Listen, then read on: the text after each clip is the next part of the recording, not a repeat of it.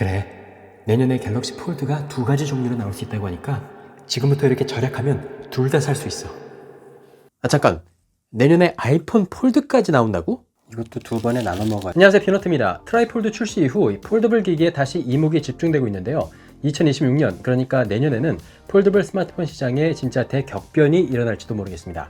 왜냐하면 트라이폴드가 내년 초에는 중국과 대만, 미국 등으로 순차 출시가 예정되어 있고요.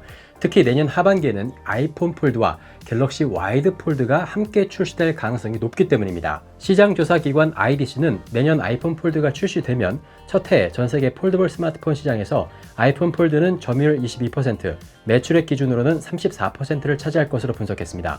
폴더블 데뷔작부터 막강한 영향력을 예고하고 있는 것인데요. 그에 따라 삼성도 이에 대응하기 위해서 폴드의 종류를 2가지로 늘리는 전략을 구상하고 있다는 정황이 발견되기도 했죠. 이것이 지금까지 알려진 데이터와 유출된 이미지를 토대로 만들어진 아이폰 폴드와 새로운 갤럭시 와이드 폴드의 비교 모습입니다. 갤럭시 와이드 폴드는 크기 정보가 아직 없기 때문에 비슷한 크기라고 가정하겠습니다. 두 모델 모두 가로 방향으로 긴 모양을 하고 있는 것이 그동안 봐왔던 폴드와는 다른 형태라는 것을 알 수 있는데요. 그런데 삼성과 애플은 왜 갑자기 이렇게 가로로 긴 모습의 폴드를 고려하고 있는 것일까요? 단순히 펼쳤을 때 영상을 크게 보기 위해서일까요? 오늘은 애플과 삼성이 왜 가로로 긴 폴드를 만들려고 하는지 알아보고 가로로 길면 무엇이 좋아지는지도 함께 분석해 보겠습니다.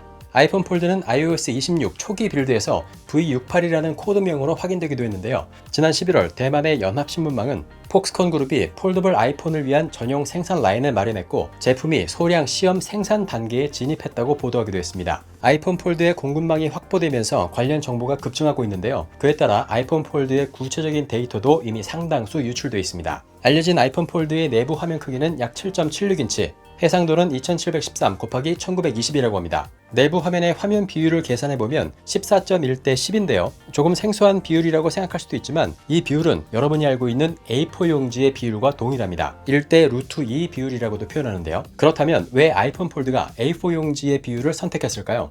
여기 A4 용지가 있습니다. 이 A4 용지를 반으로 한번 접어보겠습니다.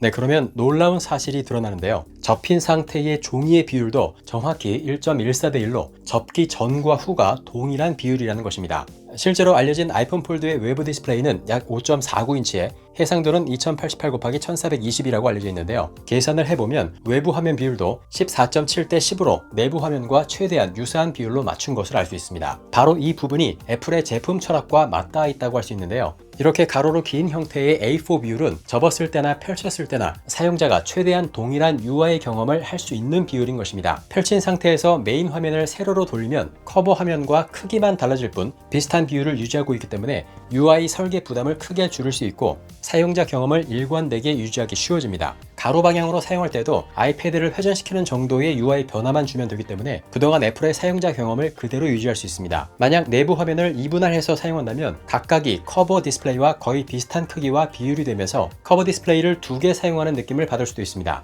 외부 디스플레이와 내부 디스플레이 그리고 분할 화면 상태에서도 모두 동일한 사용자 경험이 계속된다는 소리죠. 또 A4 비율은 기존 아이패드의 4대 3 비율과 크게 다르지 않기 때문에 이미 완성되어 있는 아이패드용 UI와 앱 생태계를 그대로 적용할 수 있다는 큰 장점도 가지고 있습니다. 이 부분 역시 유저들의 사용자 경험을 그대로 유지할 수 있게 해주는 중요한 요소가 되겠죠. A4 비율의 PDF 파일이나 문서를 볼 때에는 여백 없이 꽉 찬 화면으로 볼 수도 있고요. 16대 9 비율의 유튜브 영상이나 넷플릭스 콘텐츠를 시청할 때에도 비교적 큰 화면으로 감상할 수 있습니다. 아이폰 폴드에 적용될 것으로 보이는 이 A4 비율은 상당히 많은 장점을 가지고 있다는 것을 알 수 있는데요. A4 비율은 접거나 펼쳐도 일관된 UI 경험이 가능해지고 아이패드의 앱 생태계를 그대로 가져올 수 있으며 콘텐츠 소비에도 비교적 강하다는 점을 보면 애플 입장에서는 선택할 수밖에 없었던 화면비가 아닐까라는 생각이 들기도 하는 대목입니다. 궁금해하실 것 같아서 알려진 아이폰 폴드의 데이터를 토대로 다른 기기들과의 상대적인 크기도 한번 비교해 보겠습니다. 접었을 때는 생각보다 많이 키가 작은 것을 알 수 있죠. 폴드 7이나 갤럭시 S25 울트라보다 훨씬 작고요. 아이폰 17 프로보다도 작고 넓은 모습을 가지고 있습니다. 펼쳤을 때는 이런 모습이 예상되는데요. 일반 바형보다는 확실히 커지고 면적으로 따지면 폴드 7보다는 약간 작을 것으로 예상되고 있습니다.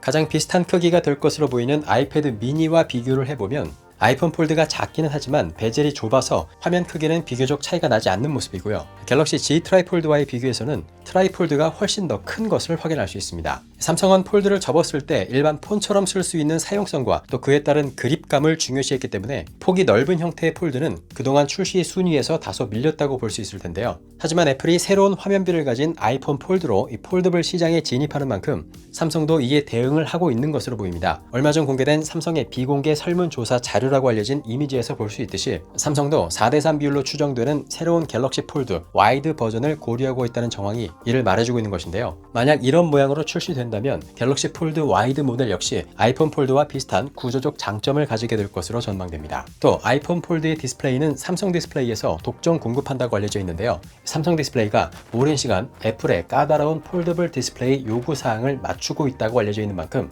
그 과정에서 갖게 된 노하우를 삼성의 와이드 폴드에 간접적으로 적용할 가능성도 있기 때문에 갤럭시 와이드 폴드는 유의미한 품질 향상까지 기대해 볼 수 있을지도 모르겠습니다. 안드로이드 특유의 UI 유연성까지 생각한다면 갤럭시 와이드 폴드가 줄 수 있는 새로운 사용자 경험도 기대가 많이 되고 있는 상황이라고 할 수 있죠. 현재 갤럭시 와이드 폴드에 대한 정보는 거의 없습니다만 아이폰 폴드는 가격까지 거론되고 있습니다. 전망되는 아이폰 폴드의 가격은 약 2,399달러, 우리 돈 약 350만 원 정도인데요. 아이폰 17 프로 맥스의 정확히 2배 가격이자 갤럭시 G 트라이폴드와도 비슷한 가격입니다. 물론 아직 정해진 것은 없기 때문에 현재 알려진 가격은 참고만 하시면 좋겠습니다. 네, 오늘은 왜 애플과 삼성이 가로로 긴 이 와이드한 폴드를 만들려고 하는지 그 이유에 대해서 분석해봤는데요.